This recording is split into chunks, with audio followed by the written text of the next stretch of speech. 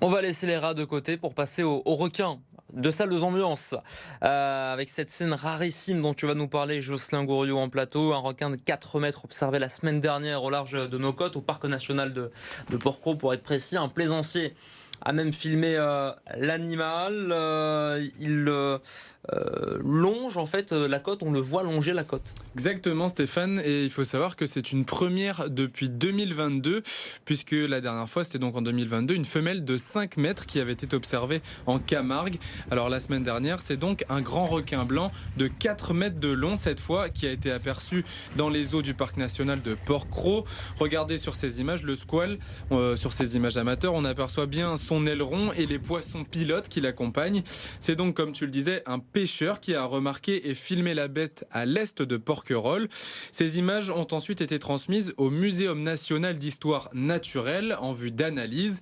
Les plus grands spécialistes français de l'espèce ont été unanimes. Il s'agit bien d'un grand requin blanc. Un fait rarissime puisque les scientifiques estiment que 90% de l'espèce a disparu en Méditerranée.